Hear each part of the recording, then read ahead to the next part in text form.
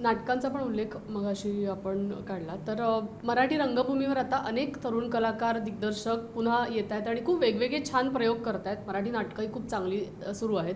तूही नाटक केलं आहेस, तू रंगभूमीवरती सुद्धा कार्यरत होतास, पण आता पुन्हा एकदा मराठी नाटक करावंसं असं वाटतंय का? तुझ्याकडे येत आहेत का, विचारणा होतीये का? हो होती आहे, कारण मूळ सगळा माझा गाभा नाटकाचाच आहे आणि नाटकातसुद्धा खूप रमतो. मला खूप आवडतं नाटक करायला. अमर फोटो स्टुडिओ या नाटकाचे जवळपास आम्ही 400हून अधिक प्रयोग केले आणि नाटक बंद नाही पडलं. आम्ही ते एका पॉईंटला थांबवलं. पण मला असं वाटतं की आता मला नाटक जे करायचं आहे ते पुन्हा एकदा नट म्हणून मी जे आधी काम केले त्यापेक्षा खूप वेगळं असावं. कारण नाटकात थोडंसं त्या गोष्टीचं, ज्याला आपण सिनेमाच्या भाषेत किंवा कुठल्याही नाटकाच्या भाषेत कमर्शियल प्रेशर असं जे म्हणतो, ते नाटकात न घेता मला काम करायचं आहे. मी अभिनेता म्हणून खूप कस लागला पाहिजे आणि त्याचबरोबर मला असं वाटतं की ते थोडंसं टिपिकल दिवाणखान्यातलं नाटक असू नये, त्या सगळ्याच्या पलीकडे जाऊन त्याची मांडणी असावी.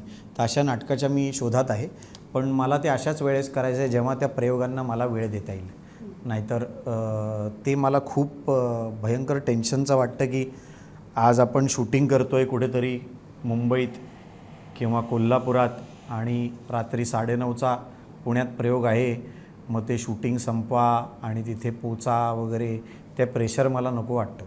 आणि वेबसिरीज आणि हा सगळा व्याप वाढल्यामुळे त्याचं शूटिंग महाराष्ट्राबाहेरसुद्धा बरंच असतं.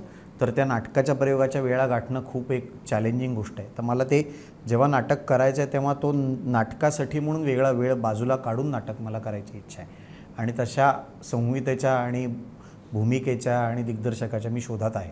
अलीकडची कोणती नाटकं पाहणं झालं आणि एखादं असं कोणतं नाटक आहे ज्यातलं तुला असं वाटलं की अरे हे या नाटकातला ही व्यक्तिरेखा मी करू शकलो असतो किंवा आवडलंच करायला? मी आत्ता सलग 3 कलाकृती पाहिल्या. एक म्हणजे द फोक आख्यान नावाचा कार्यक्रम आहे.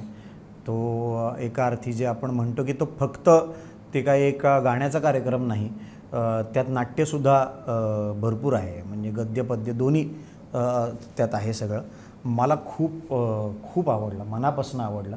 आणि ते बघून असा प्रश्न पडला, ह्या वयात एवढं सशक्त काम कधी आपण केलं का, असा प्रश्न पडला.